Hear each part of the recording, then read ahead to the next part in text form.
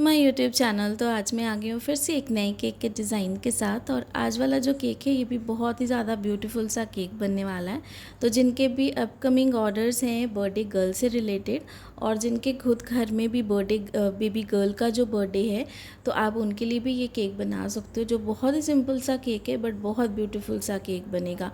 तो क्लाइंट ने मुझे एक नेट से पिक्चर दिखाई थी, रेफरेंस पिक्चर भेजी थी, और उन्होंने कहा था कि कुछ इस तरीके का आप केक बना देना। बाकी अब जो भी आपको अपने हिसाब से सारी डेकोरेशन और सारी चीज़ें करनी है आप अपने हिसाब से कर लेना।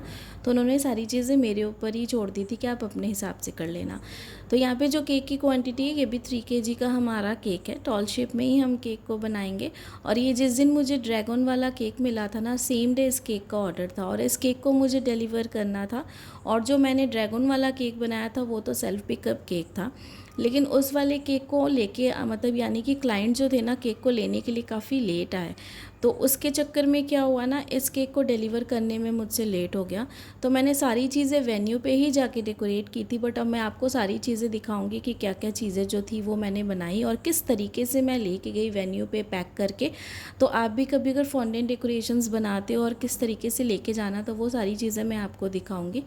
पहले सबसे पहले कटिंग जैसे हम करते हैं, केक को ठंडा करने के बाद डिमोल्ड करते हैं और ब्रेड नाइफ़ के साथ कटिंग करते हैं, वैसे ही हम कटिंग करेंगे।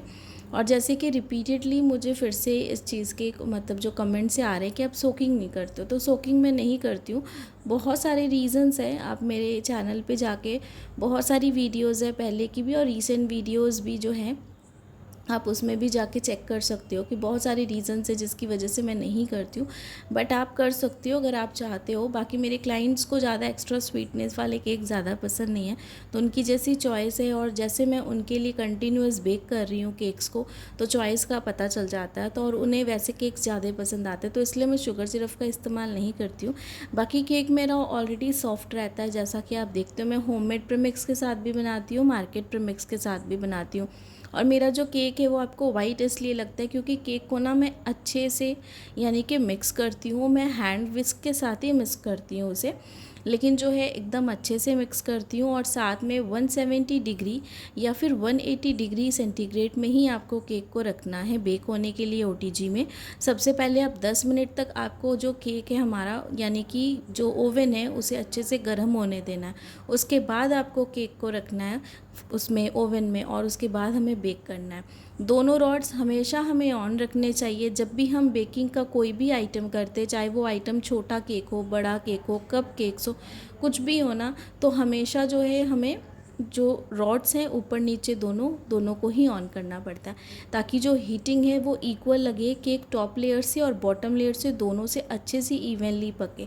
अगर आप एक रॉड एक साइड वाले पे अगर करोगे ना यानी कि डाउन साइड पे, तो जितनी हीटिंग है वो सिर्फ नीचे लगेगी केक के एकदम बॉटम लेयर पे, टॉप वाले पे नहीं लगेगी। तो इसलिए जो है दोनों रॉड्स को हमें ऑन करना है। 30 मिनट्स या 35 मिनट्स तक आप आराम से रख सकते हो, कोई दिक्कत नहीं है। इतने टाइमिंग एकदम परफेक्ट होती है, आप आराम से केक को उतने टाइमिंग में ही रखो।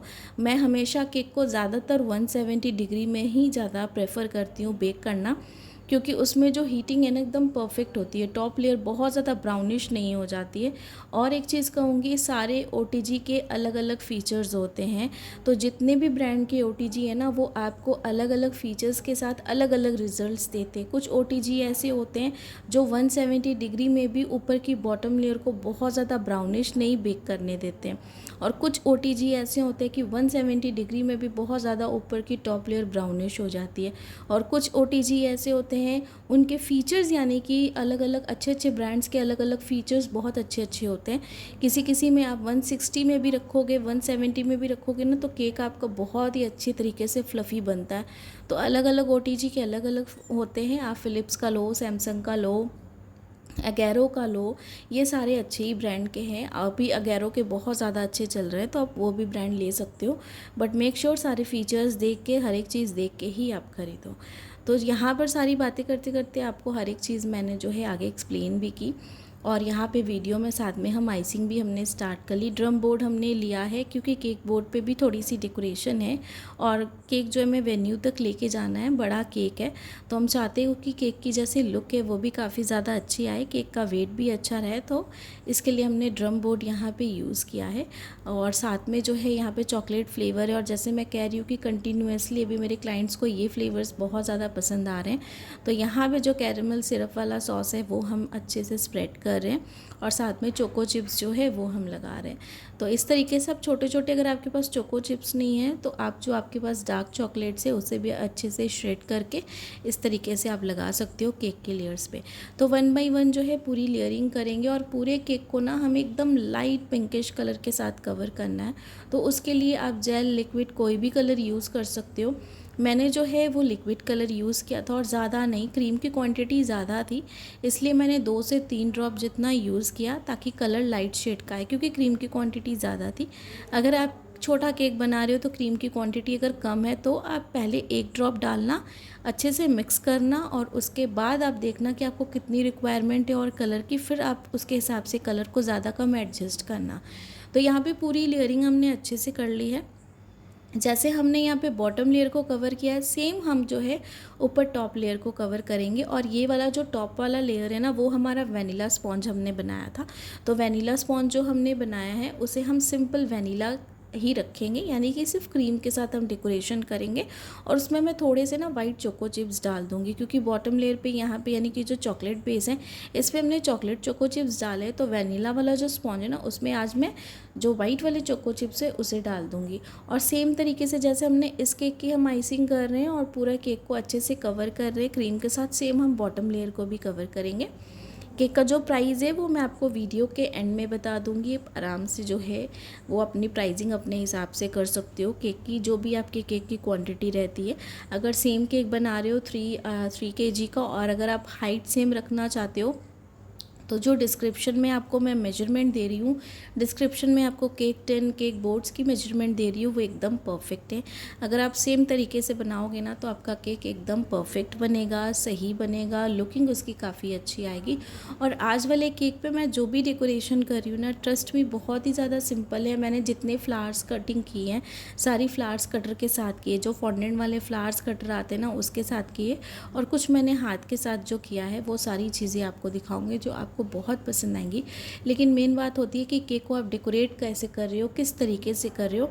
और ऐसे केक्स जो होते हैं ना, इन पे आपको सबसे बड़ी चीज़ का ध्यान रखना पड़ता है कि आपकी जो क्रीम है ना वो एकदम इवन हो, क्रीम एकदम अच्छे से लगे, पूरा केक जो है क्रीम के साथ एकदम अच्छे से कोट हो, कहीं से भी कोई ब्रेड क्रम्स ना दिखे, ताकि केक जो है एकदम आपका फिनिशिंग में बहुत अच्छा लगे, ताकि आप उसमें कोई भी डेकोरेशन करो ना तो आपका केक बहुत ही अच्छा लगेगा। तो एकदम अच्छे से अगर आप देख रहे हो साइड वाली एजेस हमने अच्छे से क्लीन कर ली स्क्रैपर के साथ, जो टॉप वाली सरफेस है उसे भी एकदम अच्छे से हम क्लीन कर रहे हैं। तो सेम तरीके से सेम प्रोसेस को हम टॉप वाली लेयर के ऊपर भी कवर करेंगे। तब तक इस केक को अच्छे से हम सारी चीज़ें करने के बाद फ्रिज में रख देंगे ताकि ये ठंडा हो जाए।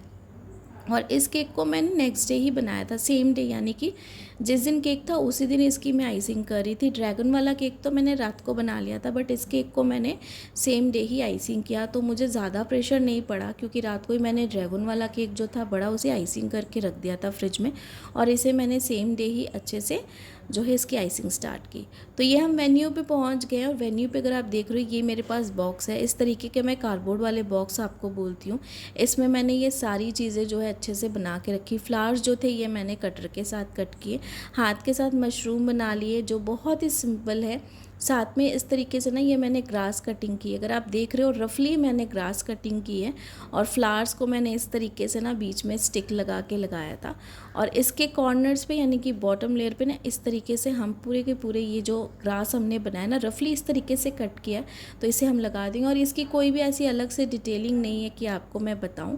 और इस केक को मैं अभी आपको ओवरऑल लुक दिखाती हूँ पूरा केक डेकोरेट होने के बाद। ये देखिए हमारा जो केक है ये पूरा डेकोरेट हो गया, और इस तरीके से इसके लुक आई है। फॉक्स बॉल्स लगाएं, ये डॉल मैंने बनाई, ये हार्ट मैंने बनाए, 3D हार्ट किस तरीके से बनाना है सारी चीज़ें मैंने आपको ऑलरेडी दिखाई हैं।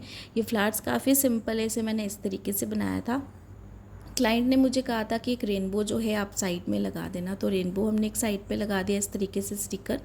और मशरूम्स कुछ इस तरीके से हमने बना के पूरे मशरूम्स लगा दिए। डेकोरेशन अगर आप देख रहे हो बहुत ही सिंपल है, बहुत कम डेकोरेशन थी, लेकिन डिटेलिंग अच्छी खासी इसमें थी ताकि फिनिशिंग के साथ सारी लुक लगे। और क्लाइंट को केक बहुत ज़्यादा पसंद आया। और इस केक का जो टोटल प्राइस था 3 kg का मारा केक था। इस केक का पूरा प्राइस मैंने 3000 लिया था। आप अपनी जगह के हिसाब से ज़्यादा कम जैसा है वैसा चार्ज कर सकते हो।